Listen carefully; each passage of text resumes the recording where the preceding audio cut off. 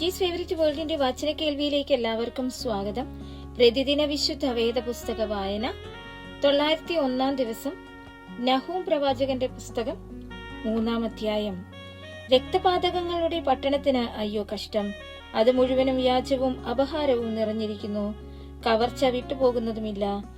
ചമ്മട്ടിയുടെ ഒച്ച, ചക്രങ്ങൾ കിരുകിരുക്കുന്ന ശബ്ദം, പായുന്ന കുതിരകൾ, ഓടുന്ന രഥങ്ങൾ, കുതിര കയറുന്ന കുതിരച്ചേവകർ, ജ്വലിക്കുന്ന വാൾ, മിന്നുന്ന കുന്തം, അനേക നിഹതന്മാർ, അനവധി ശവങ്ങൾ. പിണങ്ങൾക്ക് കണക്കില്ല, അവർ പിണങ്ങൾ തടഞ്ഞു വീഴുന്നു.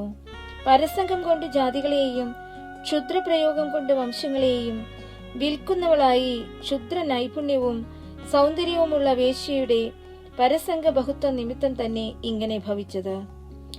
ഞാൻ നിന്റെ നേരെ വരും, ഞാൻ നിന്റെ വസ്ത്രാഗ്രങ്ങളെ നിന്റെ മുഖം വരെ പൊക്കി, ജാതികളെ നിന്റെ നഗ്നതയും രാജ്യങ്ങളെ നിന്റെ നാണിടവും കാണിക്കുമെന്ന് സൈന്യങ്ങളുടെ യഹോവയുടെ അരുളപ്പാട്. ഞാൻ അമേധ്യം നിന്റെ മേൽ എറിഞ്ഞ് നിന്നെ കുൽസിതയും നിന്ദാവിഷയവുമാക്കും. അങ്ങനെ നിന്നെ കാണുന്ന ഏവരും നിന്നെ വിട്ട് ഓടി, നിന്നവേ ശൂന്യമായി കിടക്കുന്നു. ആർ അവളോട് സഹതാപം കാണിക്കും? ഞാൻ എവിടെ നിന്ന് നിനക്ക് ആശ്വാസകന്മാരെ അന്വേഷിക്കേണ്ടു എന്ന് പറയും. നദികളുടെ ഇടയിൽ ഇരിക്കുന്നതും ചുറ്റും വെള്ളമുള്ളതും സമുദ്രം വാടയും സമുദ്രം മതിലും ആയിരിക്കുന്നതുമായ നോ അമ്മോനേക്കാൾ നീ ഉത്തമ ആകുന്നുവോ? കൂശും മിസ്രൈമും അവളുടെ ഫലമായിരുന്നു, അത് സീമയില്ലാത്തതായിരുന്നു. പൂത്യരും ലൂബ്യരും നിന്റെ സഹായകന്മാരുടെ കൂട്ടത്തിൽ ഉണ്ടായിരുന്നു. എന്നിട്ടും അവൾ ബദ്ധയായി പ്രവാസത്തിലേക്ക് പോകേണ്ടി വന്നു. അവളുടെ പൈതങ്ങളെ അവർ സകല വീഥികളുടെയും തലയ്ക്കൽ വെച്ച് തകർത്ത് കളഞ്ഞു. അവളുടെ മാന്യന്മാർക്ക് അവർ ചീട്ടിട്ടു. അവളുടെ സകല മഹാന്മാരെയും ചങ്ങല കൊണ്ട് ബന്ധിച്ചു കളഞ്ഞു. അങ്ങനെ നീയും ലഹരി പിടിച്ചു ബോധം കെട്ടു വീഴും. നീയും ശത്രു നിമിത്തം ഒരു അഭയസ്ഥാനം അന്വേഷിക്കും. നിന്റെ കോട്ടകളൊക്കെയും തലപ്പഴത്തോടു കൂടിയ അത്യവൃക്ഷങ്ങൾ പോലെയാകും. കുലുക്കിയാൽ അവ തിന്നുന്നവന്റെ വായിൽ തന്നെ വീഴും. നിന്റെ ജനം നിന്റെ നടുവിൽ പെണ്ണുങ്ങളാകുന്നു. നിന്റെ ദേശത്തിന്റെ വാതിലുകൾ നിന്റെ ശത്രുക്കൾക്ക് വിസ്താരമായി തുറന്നു കിടക്കുന്നു.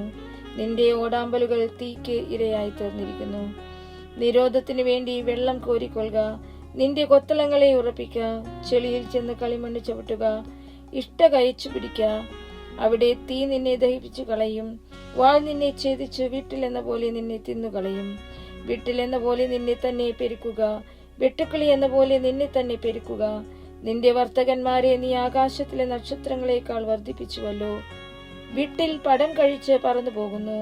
നിന്റെ പ്രഭുക്കന്മാർ വെട്ടുക്കിളികൾ പോലെയും നിന്റെ സേനാധിപതിമാർ ശീതമുള്ള ദിവസത്തിൽ മതിലുകളിന്മേൽ പറ്റുന്ന വീട്ടിൽ കൂട്ടം പോലെയുമാകുന്നു.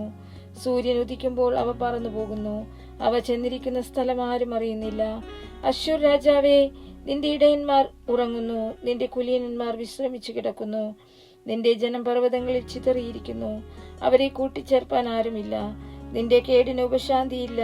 നിന്റെ മുറിവ് വിഷമമാകുന്നു. നിന്റെ വർത്തമാനം കേൾക്കുന്ന ഏവരും നിന്നെക്കുറിച്ച് കൈകൊട്ടും.